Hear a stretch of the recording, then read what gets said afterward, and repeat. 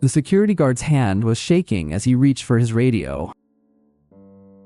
It was October 11th, 1985, 11:41 p.m., NBC Studios in Burbank. Lucille Ball was midway through a warm, nostalgic interview about the 25th anniversary of a show that had defined American television when a man who wasn't on any guest list, who had no scheduled appearance, no clearance, and no business being anywhere near that studio that night, appeared in the hallway outside Studio One. Coming up, the real reason Desi Arnaz walked into that building unannounced after 25 years of careful public distance from his ex-wife, the diagnosis he had received 3 weeks earlier that he had told almost nobody, and the 4 words he said to Lucille Ball, live on national television, that made 22 million Americans forget they were watching a talk show at all. But before we dive in, I see messages all the time in the comment section that some of you didn't realize you weren't subscribed. So if you could do me a favor and double check if you're a subscriber to this channel, that would be tremendously appreciated. It's simple, it's free, and it's something anybody who watches this show frequently can do to help us keep everything going. Please do double check if you've subscribed, and thank you so much, because in a strange way you're part of our history, and you're on this journey with us, and I appreciate you for that. Now let's get into what happened that night, because what almost nobody in that studio understood was that the man standing in the hallway had spent 25 years perfecting the art of never letting anyone see exactly how much he had lost.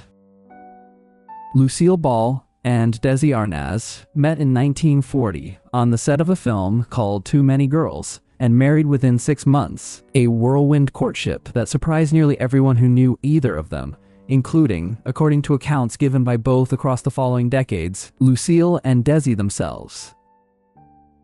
Their marriage would go on to produce not only 2 children but an entire television empire, I Love Lucy, a program that Desi's own innovative production techniques, the 3-camera filming method still used in sitcom production today, made possible in ways that television historians have only fully credited in recent decades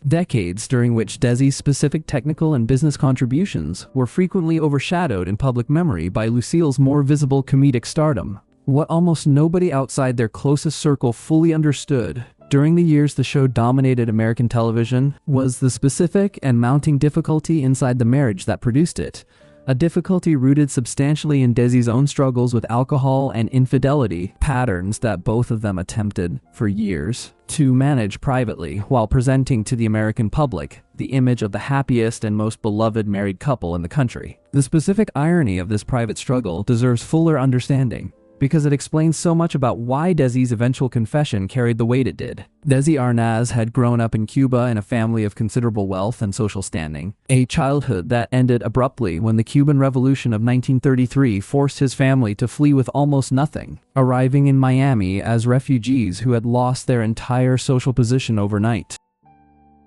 This early experience of catastrophic loss, according to people who knew him well, shaped a specific and lifelong anxiety in Desi about the permanence of any good fortune, an anxiety that manifested across the years of his marriage to Lucille as a kind of compulsive need to seek validation and pleasure wherever he could find it, understanding at some private level that everything could be taken away again without warning. This did not excuse the specific pain his infidelity caused Lucille across their marriage, a pain she discussed with more openness in later interviews than she had ever displayed during the marriage itself. But it illuminated, for those who understood the full context, why a man capable of such genuine warmth and such genuine business brilliance had also proven capable of consistently undermining the one relationship that meant more to him than any other in his life. Lucille filed for divorce in 1960, the same year the show that had made them both household names finally ended its original run, and the divorce became final that same year, a quiet and painful conclusion to a partnership that had,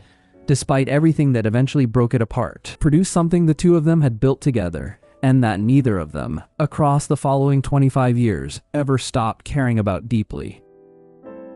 What almost nobody in the American public fully understood in the decades following their divorce was the specific and considerable effort both Lucille and Desi made to maintain a careful, respectful distance in public while privately remaining genuinely connected to each other in ways their divorce never fully severed. Their business partnership, in particular, deepened rather than dissolved following their divorce, a specific arrangement that required both of them to navigate the practical complexities of shared ownership in Desi Productions, the company that had grown, under their combined leadership, into one of the most significant independent production studios in Hollywood history. Lucille eventually bought out Desi's shares in the company, becoming the sole owner and one of the first women in Hollywood history to run a major production studio independently, a professional triumph that Desi, according to multiple accounts, expressed genuine and unqualified pride in rather than any resentment at losing his stake in the company they had built together. This specific generosity, Desi celebrating his ex-wife's continued success rather than resenting it, characterized the entire tenor of their post-divorce relationship.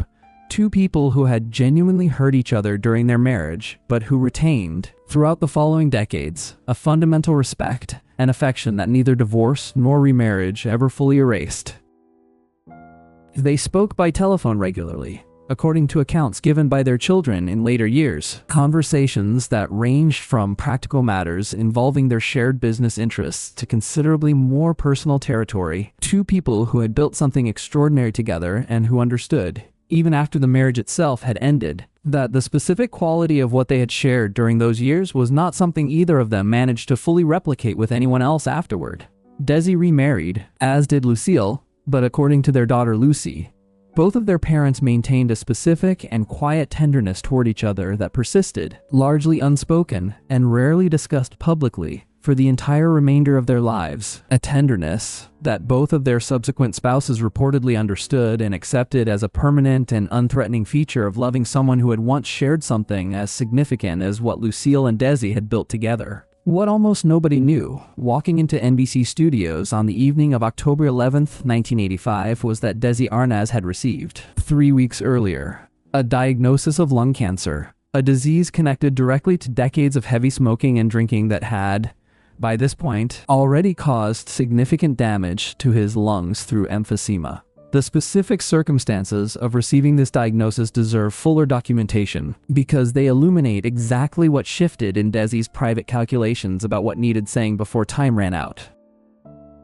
He had been experiencing a persistent cough and increasing fatigue for several months, symptoms he had attributed, according to his son Desi Jr., to ordinary aging and the cumulative effects of decades of heavy smoking, until a routine examination revealed something considerably more serious. Sitting in his doctor's office, receiving the specific and unwelcome news that his remaining time was likely measured in months rather than years, Desi described, in a private conversation with his son afterward, an unexpected and overwhelming clarity about exactly what he had left unsaid across 25 years of careful post-divorce distance from the woman who remained, by his own private admission, the great love of his entire life. He said that he had spent so many years being appropriately respectful of her remarriage and of the boundaries divorce required, that he had allowed genuine cowardice to masquerade as respect, avoiding the harder and more vulnerable conversation that both of them, he suspected, had been quietly waiting for someone to finally have the courage to start. He had told almost nobody outside his immediate family, understanding, with the specific privacy that had defined how he managed his health struggles for years, that public knowledge of his condition would generate exactly the kind of media attention he had spent decades since his divorce carefully avoiding. But something about the diagnosis, according to what his son later described, had shifted something in Desi's private calculations about what still needed saying before time ran out to say it. Quick reminder before we continue, because this next part of the story matters enormously. If you're enjoying this so far, take just a second to hit that like button, and if you haven't subscribed yet, now is the perfect moment, because what happens on that stage in a few minutes is unlike anything either of these two American icons ever did in public again. Johnny Carson had booked Lucille Ball for that evening's broadcast to mark the 25th anniversary of I Love Lucy's original run, an appearance built entirely around warm, nostalgic reflection on one of the most successful and beloved programs in television history. Carson himself had a genuine personal fondness for Lucille that extended back decades, having watched her career from its earliest television years and having interviewed her on numerous previous occasions, each time coming away, according to comments he made privately to his staff, with a renewed appreciation for a woman whose comedic genius he considered among the very finest of his generation, matched by a business acumen that he specifically admired given how rare it was. in that era for a woman to command the kind of industry authority Lucille had built through Desi Productions. Nobody on the production staff had any indication that Desi Arnaz intended to make any kind of appearance that evening, and Lucille herself, arriving at the studio that afternoon in good spirits, had no reason whatsoever to expect that her ex-husband, whom she had not seen in person for nearly 2 years, was about to walk into the building. Desi Arnaz arrived at NBC Studios at 11:38 p.m., 3 minutes before the broadcast's scheduled midpoint, wearing a simple gray suit that hung somewhat loosely on a frame that had grown noticeably thinner in recent months. The security guard on duty that night, a man who had worked at NBC for over a decade and had seen a great many famous faces pass through those doors, later said that something in Desi's expression, a specific and unmistakable urgency that seemed to override his usual easy charm, made him hesitate before following standard protocol, a hesitation he described, years later, as one of the few genuine instincts of his entire career that he never once regretted trusting. Desi told him simply that he needed to speak with Lucille, that it could not wait, and that he understood completely if security needed to remove him, but that he was not planning to leave the building until he had said what he came to say. The guard, sensing something genuinely important in Desi's manner, made a decision that violated every standard security procedure at the network. He radioed the control room rather than immediately escorting Desi out of the building. Fred de Cordova, the show's longtime producer, met Desi personally in the hallway outside the studio, and according to the account he gave years later in a rare interview, took one look at Desi's face and understood immediately that whatever was happening was not a publicity stunt or an attempt to insert himself into his ex-wife's spotlight. De Cordova had known Desi professionally for years, having worked with him during the original production of I Love Lucy in a different capacity,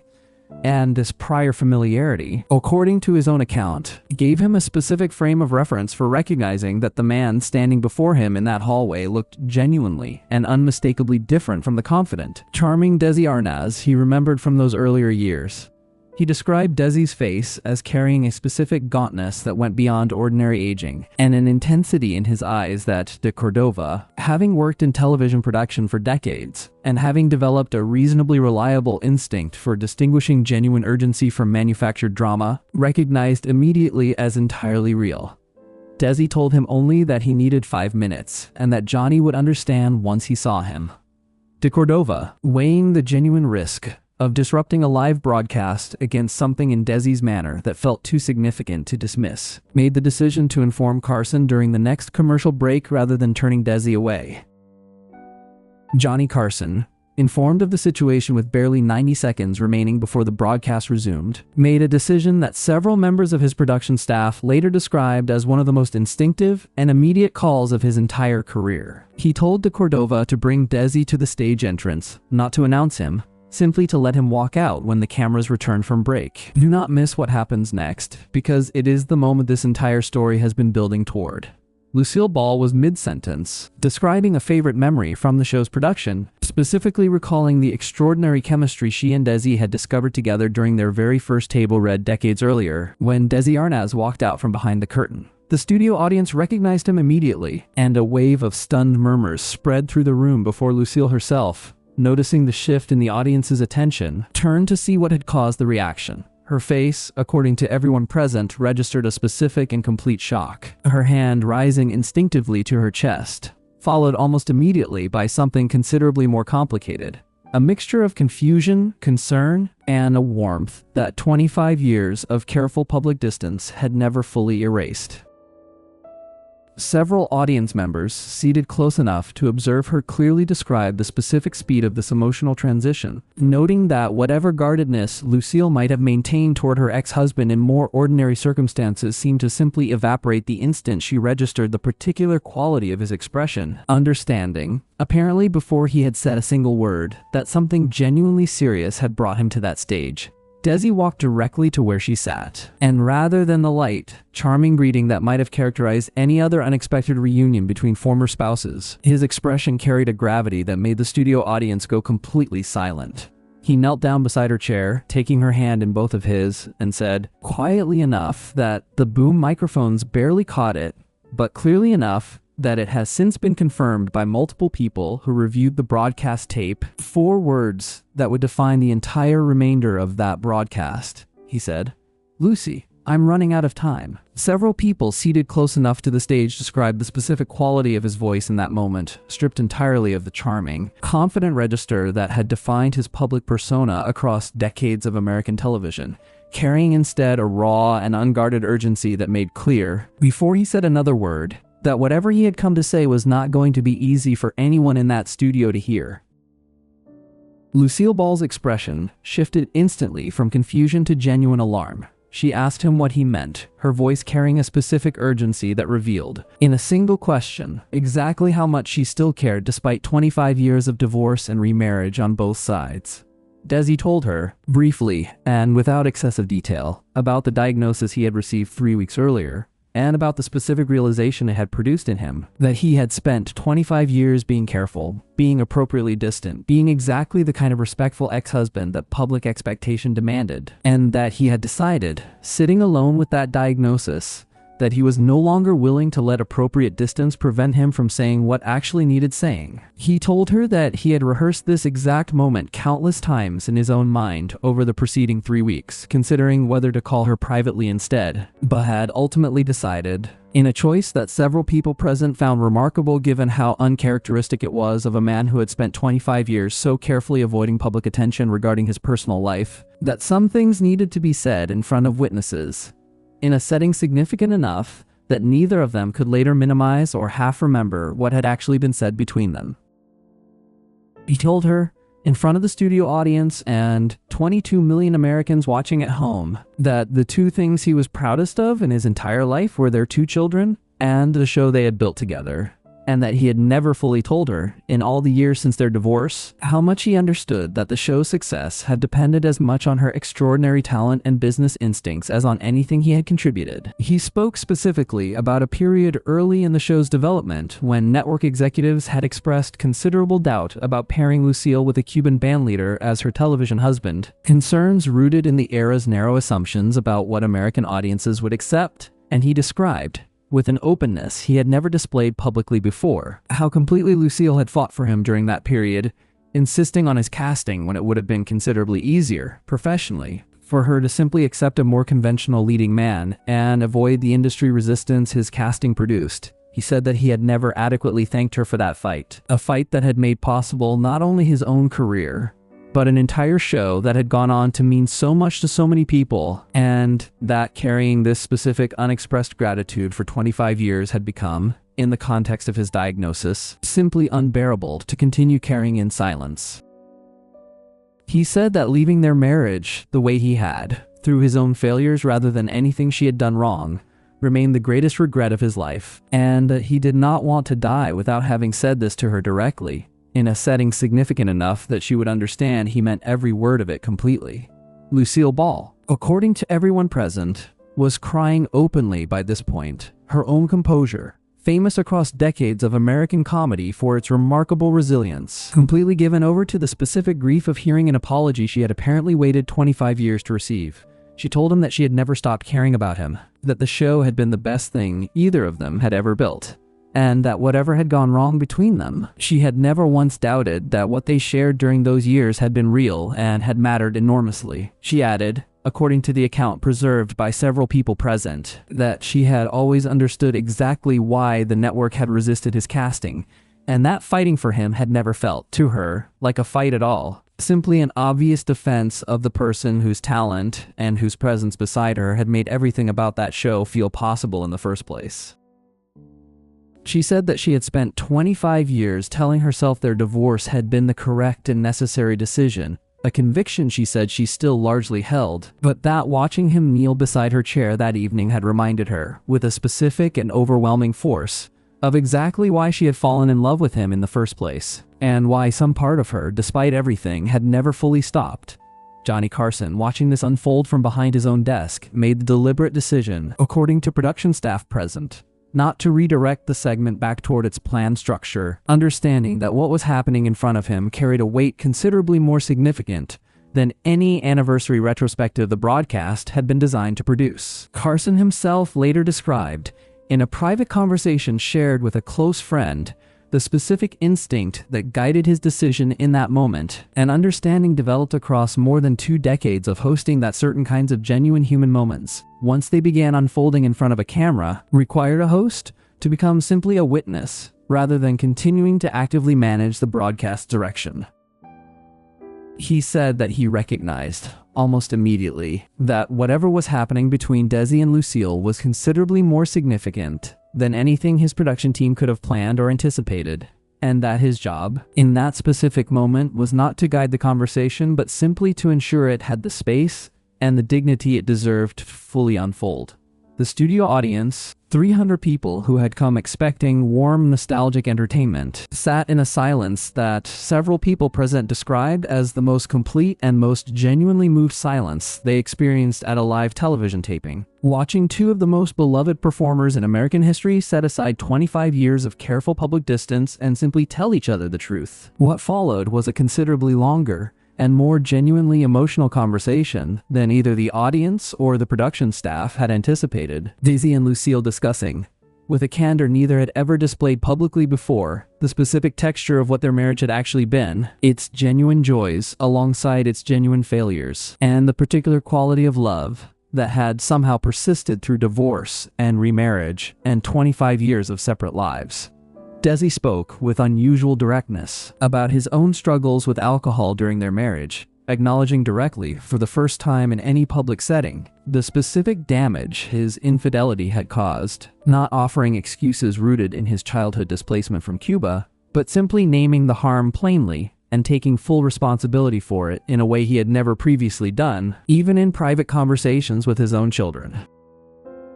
Lucille, in turn, spoke about the specific loneliness of being married to someone whose public charm masked a private struggle she had often felt powerless to address, describing the particular pain of loving someone while watching him repeatedly undermine the very thing he claimed to value most. Neither of them, in this extended conversation, attempted to rewrite the history of what had actually happened between them or to suggest that the marriage could or should have been saved, but both of them arrived, by the conversation's end, at something that resembled genuine peace with a shared history that had produced both extraordinary joy and considerable pain in roughly equal measure. The broadcast ran significantly over its scheduled time, NBC making no attempt to cut away from what had become one of the most emotionally significant unscripted moments in the program's history.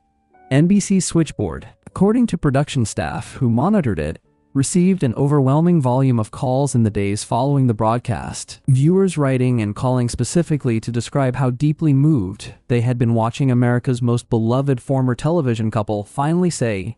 in public, the things that 25 years of careful distance had kept private. Several of these callers specifically mentioned their own experiences of divorce or estrangement, describing a particular resonance in watching 2 people who had genuinely hurt each other find their way back to honest and unguarded connection so many years after their marriage had legally ended. One caller, a woman who had been divorced for nearly 15 years at the time, told a production staff member that she had called her own ex-husband the following morning for the first time in over a decade, inspired directly by watching Desi's willingness to set aside decades of appropriate distance in order to say what he had never managed to say while there was still comfortable time to say it. This response, echoed across the volume of calls and letters NBC received in the following weeks, suggested that what had happened on that stage had touched something considerably larger than the specific story of 2 beloved entertainers, a broader recognition among viewers of their own unfinished conversations with people they had loved and lost touch with, whether through divorce, distance, or simple accumulated years of avoided vulnerability. In the 14 months between that broadcast and his death, according to their children, Desi and Lucille spoke by telephone with a frequency and an openness that neither of them had allowed themselves in the 25 years since their divorce. Conversations that both of their children described as returning to something that resembled the genuine ease and affection of their earliest years together, before the specific pressures of fame and the specific damage of Desi's struggles had accumulated into something that eventually broke their marriage apart. Lucille Arnaz, their daughter, said in a later interview that she considered The Tonight Show broadcast one of the most important things that ever happened within her family, not because it repaired the marriage, which neither parent ever suggested was possible or even desirable at that point in their lives, but because it repaired something considerably more fundamental, the specific and permanent record of what her parents had actually meant to each other, spoken plainly and directly rather than left to inference and assumption. Desi Arnaz's health continued declining in the following year, and he died on December 2nd, 1986, 14 months after that broadcast. According to accounts given by their daughter Lucy, Lucille called him during his final hospitalization, and his final words to her, spoken with the same directness he had shown on that Tonight Show stage, were simply that he loved her, a private echo of the public confession he had made in front of millions of Americans just over a year earlier. Lucille Ball herself passed away on April 26, 1989, less than 3 years after Desi, and in the years between his death and her own. According to people close to her, she spoke of that Tonight Show broadcast repeatedly, describing it as one of the great and unexpected gifts of her later life. The chance to hear, directly and without ambiguity, exactly what she had meant to the man she had spent the most significant years of her life beside, before it became permanently too late to hear it at all. There is one final detail about this story that deserves to be understood, something that connects the entire arc of Lucille and Desi's relationship back to what happened on that Tonight Show stage. Years after both of their deaths, when their children Lucy and Desi Jr. began working together to preserve their parents' legacy through various documentary and archival projects, they discovered, among their mother's personal papers, a small collection of items she had kept separate from her more extensively cataloged professional archives. Items she had apparently considered too private for public documentation during her own lifetime. Among these items was a brief handwritten note, dated the week following the Tonight Show broadcast, in which Lucille had written down, in her own words, what she wanted to remember about that evening, a private record intended only for herself.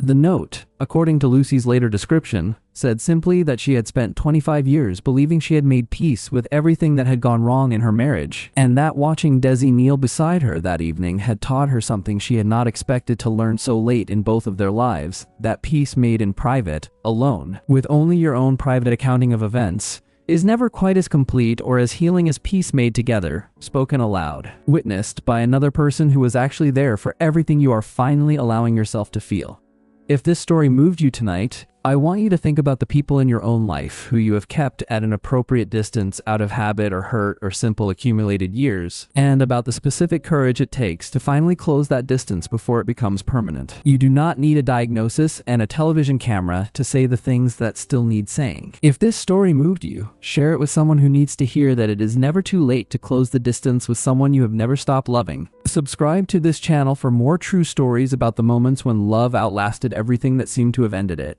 And drop a comment below telling me where you're watching from and telling me about the person in your own life you have been keeping at a careful, appropriate distance.